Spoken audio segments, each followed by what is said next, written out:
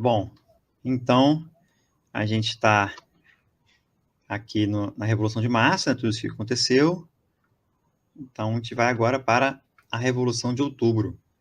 Ele é 25 de outubro ali, mas como eu falei, né, eles eram tão atrasados, os russos, que eles ainda usavam o calendário juliano. Então no calendário juliano, se não me engano, ali era 5 de novembro, né, mas no nosso calendário é 25 de outubro. Bom, antes dos bolcheviques assumirem o controle de Petrogrado, né, como eu coloquei aí, a facção do governo provisório, mais, vamos dizer assim, ligada aos liberais, né, ela tentou um golpe de Estado, né? E isso era algo que os bolcheviques, né, eles já vinham falando, olha, esse pessoal ele vai tentar um golpe de Estado aí para poder prevalecer no governo provisório. Então, era uma intenção dos bolcheviques, né? Só que isso era uma questão para colocar medo nas outras facções que ali existiam, nesse governo provisório, e não deu outra. Teve essa tentativa de golpe de Estado, por conta dessa ala mais à direita. Porém, lá em 25 de outubro, os próprios bolcheviques, que dão o golpe para tomar o poder. A gente fala bolchevique, né? Quem eram os bolcheviques? Os bolcheviques, eles eram ali a maioria, né, dentro do partido. Os mencheviques eram a minoria, porque bolchevique significa exatamente isso, maioria, né? E menchevique, a minoria. Por muito tempo eu associei os mencheviques aos brancos, né? Mas eu estava completamente enganado. A gente vai ver mais para frente quem era quem aí nessa teia de várias forças. Bom, aí no dia 26, os bolcheviques assumiram o controle do palácio do governo, que era o último reduto remanescente do governo provisório. Então isso aí é um golpe de tomada de poder, né? Só que como todo golpe, né, ele favorece um grupo, mas você vai ter sempre um grupo contrário. Então, já começou dali as animosidades em relação a esse novo governo. Bom, Até só um pouquinho antes de você. O general Kornilov até tentou, né, dar um golpe antes dos bolcheviques e manter os liberais no poder, né, mas ele acabou, os soldados abandonaram ele, né, os soldados... eu quis falar do Kornilov mesmo, só que eu esqueci o nome dele. É exatamente do Kornilov que ele tá falando. Os soldados abandonaram ele, porque uma coisa que os historiadores, né, agora eu esqueci o nome daquele historiador que nós lemos no mesmo livro, como que é? Você lembra o nome dele? Do livro que a gente está lendo? Jean-Jacques Marie. Isso.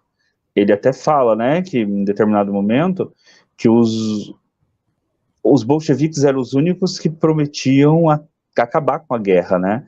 Enquanto os outros grupos queriam continuar com a guerra na Europa. Então, muitos soldados desertaram, muitas pessoas começaram a se aliar aos bolcheviques na esperança de que, uma vez vitoriosos, os bolcheviques encerrassem a guerra com a Alemanha, que realmente vai acontecer, né? O Lenin vai assinar o Tratado de Brest-Litovsk com a Alemanha e encerrar a guerra mesmo com perdas territoriais, que era aquilo que realmente queriam. Tudo bem que a gente vai ver ao longo dessas nossas gravações, desses nossos vídeos sobre a Guerra Civil Russa, né, que a guerra com a Alemanha terminou, mas esse entrou em outra guerra aí, que inclusive é uma guerra internacional, não é só uma guerra civil, né? Exatamente. Bom, aí, voltando lá, né, ao nosso slide, já ainda no dia 26, os decretos proclamando a abolição da propriedade privada e a redistribuição de terra entre o campesinato e propondo a retirada imediata da Rússia da Primeira Guerra Mundial. Na verdade, eles param ali, né? O acordo de Brest-Litovsk, ele é já em 1918, né, Edgar? Mas ali eles já param, já tem um cessar-fogo, né? Então, que Uau, para os alemães foi muito interessante, né? Porque estava sim, chegando a tropas americanas na França e eles puderam deslocar tropas para lutar exatamente. contra os americanos e os franceses. Isso. Se a Aí, Revolução tivesse acontecido antes, um ano antes, a guerra poderia ter tido um final totalmente diferente. A Alemanha poderia ter uhum, ganhado a guerra. Se a Revolução tivesse acontecido antes dos americanos entrarem, né, uhum, teria dado tempo da Alemanha vencer a França. é. Ou se o próprio czar tivesse saído, né? Porque havia Saído da pressão guerra. popular para isso, né? Enfim, é isso. Então, como a gente pode ver ali, decretos proclamando a abolição da propriedade privada e a restituição da terra e do campesinato. Ou seja, os senhores de terra, que eram os grandes senhores de terra, os médios senhores de terra e os pequenos senhores de terra, né? Os médios eram donos de propriedade médias, é claro, só que eles tinham ali um ou outro empregado, né? De repente alugava o cavalo de alguém para poder arar sua terra, era médio, não eram aristocratas, né?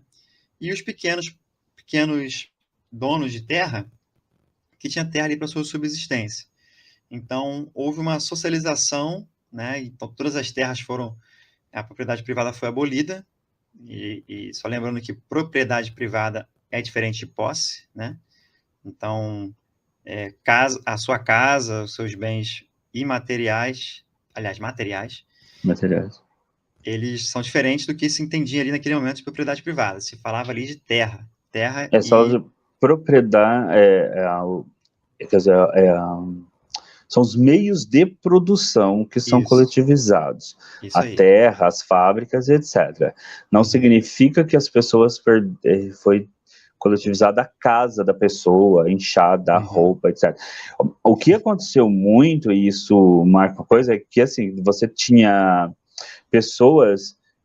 Muita gente perdeu durante a guerra, vai perder a casa, vai perder uhum, tudo. E aí então, o governo passou a deslocar famílias e passou a morar duas, três famílias às vezes na mesma casa, mas uhum, porque naquele momento você não tinha moradia o suficiente. Então, para não deixar as uhum. pessoas na rua, as pessoas passaram a morar nas mesmas casas. Mas não significa que a propriedade da casa em si, daquele bem que é um bem, digamos assim, pessoal, foi Móvel. retirado. O que foi coletivizado foi os bens, foi os meios de produção. Isso. Né? E você falou das pessoas sem casa, né? O número de órfãos que andavam pela Rússia ali pelo Império Russo, né? Era gigantesco, né? 2 milhões, né? É, Charles e, fala. e com as perdas na Primeira Guerra, quase que eu falei segunda de novo, na Primeira Guerra e na Guerra Civil, né? Esse número aumentou muito, e o que você falou também, né? Perda de casa, as pessoas que se deslocavam, os refugiados internos, né?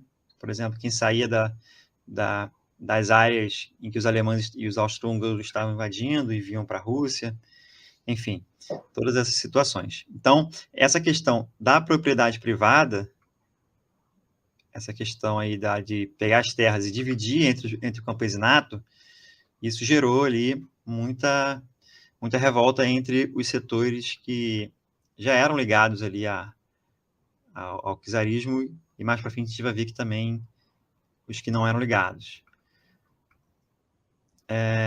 E também propondo a retirada imediata da Rússia, como já havíamos falado.